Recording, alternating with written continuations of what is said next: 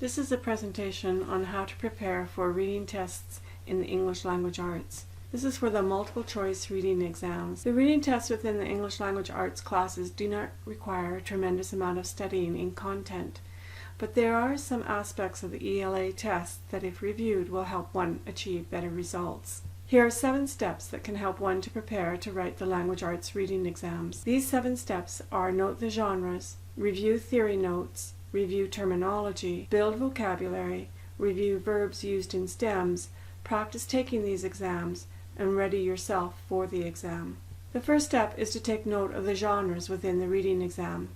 Nonfiction is usually more focused on literal understanding of text and requires less thematic comprehension. Shakespeare contains figurative language, but the questions are focused more on one's ability to understand the Elizabethan language. Short story, novel, poetry, modern drama employ more questions on figurative language and require more thematic interpretation. These differences require different approaches when looking at the questions. In the nonfiction genre, one does not need to look for answers that demand a high degree of interpretation, so one shouldn't overthink the answers. In the Shakespearean drama genre, one needs to look for answers that reflect an understanding of the text, and this requires that the preamble is read and that one understands the basic plot line. However, in short story, poetry, novel, modern drama, more interpretive skills are required, since questions often demand a thematic understanding of the lines in the text. The next step is to review theory notes from class. The most important theory notes to review are those for fiction. Reviewing the elements that lead to an understanding of theme can help a reader find the key idea or thread that runs through a reading. This thread is important, for it helps the reader to evaluate the alternatives in the questions and see the most likely answer is the one that best reflects a further understanding of the theme. The 6 elements of fiction are setting and mood, character, plot, point of view, tone, and theme. Setting and mood. Setting reveals the time, place, and situation of the story. Mood is the atmosphere created around the setting. Setting and mood are usually established in the introductory paragraphs of a reading. As well, they are important to note, for they often provide hints of the plot of the story. On the exam, questions about the introductory paragraphs are often about setting and mood and often reflect the use of foreshadowing or emphasis. Setting will help identify the thematic thread that needs to be considered when answering other questions. So if you get the understanding of setting, you'll often understand the thematic line that's going to be drawn. Character. The key to understanding the theme of a story is to note the change seen in the main character. You need to ask yourself, what realization or understanding does the main character achieve by the end of the story? The minor characters are studied as a means to better understand the main character's motivations, his actions or her actions, habits, thoughts, and feelings. Another means to understand the theme through character is to look at the antagonist, the forces in opposition to the main character, which helps the reader explore the conflict the protagonist faces. This study of the character helps in answering questions that usually focus on lines from the text that reflect a character's traits or motivations. To answer these questions, it helps to have a good grasp of descriptive words for character traits. Plot is the next one to look at, and that's an awareness of the elements of plot line: the exposition, the initial incident, the rising action, the climax, the falling action, and resolution. Helps one to recognize key moments that help reveal the theme within the reading. As well, an awareness of the 3 forms of conflict is helpful. The 3 forms include person versus person, person versus oneself, and person versus nature. An awareness of types of conflict helps to unlock the complexity of the theme of the passage. On the exam, some questions will focus on key events that reflect on specific moments that reveal change or growth within the character, and this will help again to identify the developing theme. Point of view is another element to study. Point of view is the viewpoint from which the story is told. This viewpoint helps to establish the level of trustworthiness or accuracy of the speaker who is telling the story. If the point of view is third-person omniscient, which is an all-knowing point of view, the point of view is likely more trustworthy. But if the point of view is third-person limited omniscient, that's one individual's perspective, then it might be less trustworthy, for the speaker might have a limited perspective of the events. First person often reveals a narrow understanding as well of events, because only one perspective is revealed. On the exam, questions on point of view will focus on the speaker's perspective and the consequences of this perspective. Tone. This requires an awareness of the voice with which the writer uses to convey his ideas about the human experience, and thus how to understand what is being said. Tones that an author might use are tones that can be described as serious, bitter, cynical, disillusioned, hopeful, lighthearted, reflective. Those are some tones that can be used.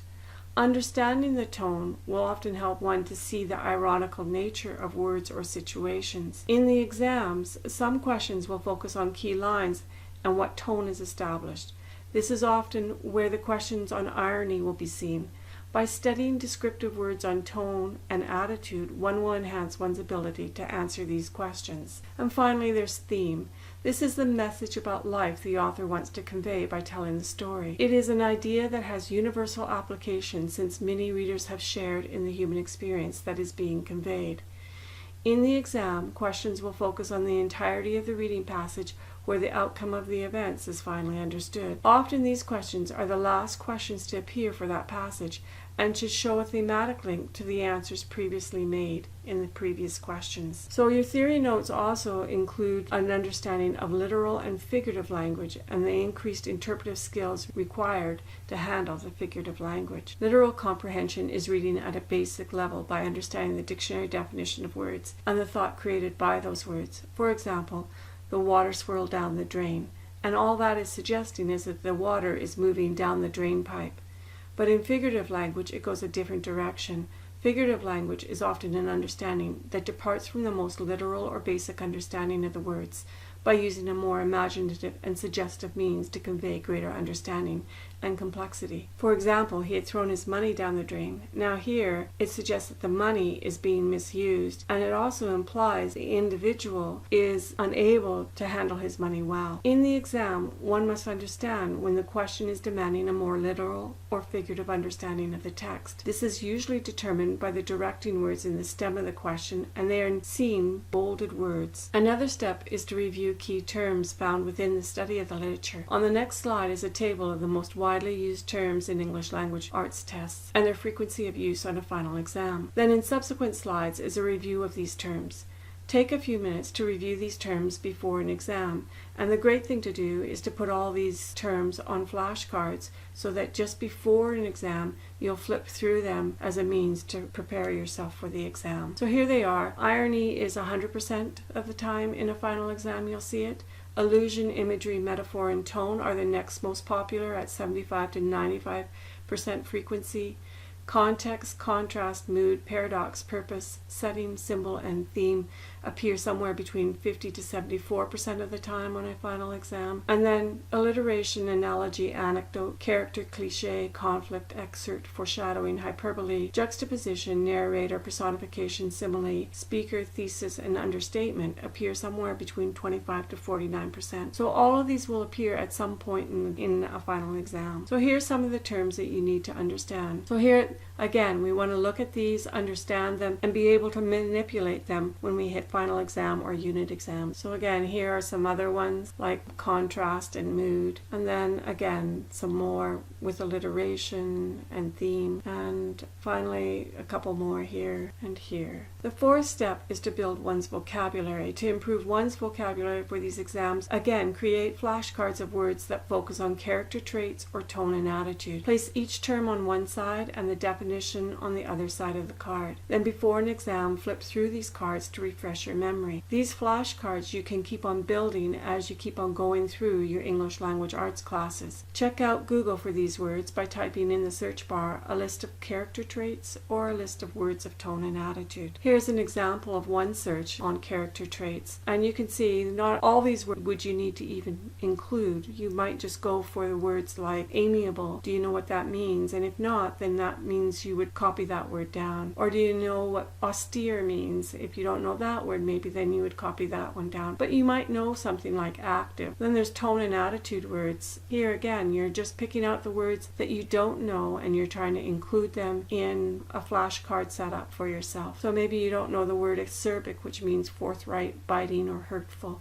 and that would be the one that you would pick out. Next step is to note the verbs used in the stem of questions and note the differences. So again, take a look at these ones, and they can be put on flashcards as well as a means to learn them. So one of the things that you want to see is that something like illustrates means I'm looking for an example, but implies means that I'm looking for something that's not stated but only suggested. And I want to see these differences because they're going to direct me to the correct answer. So here are a few more: heighten, exemplifies, defines, and a couple more with contrast, conveys, is evident. And the last few, evokes is a good one, to call up or to bring forth. This is really pulling to the sensory, and often imagery is included with that. Parallel suggests that I need to see an analogy or I need to see a similarity between them. So again, take a look at these verbs and make sure that you understand the differences between. The sixth step is to practice test taking. Practice exams can be found on the internet by typing into a search engine. Exam Bank is there, but it is a licensed one, so you typically can only use it at the school. But you can type in username Norquest and the password is exam. The other one is Quest A+.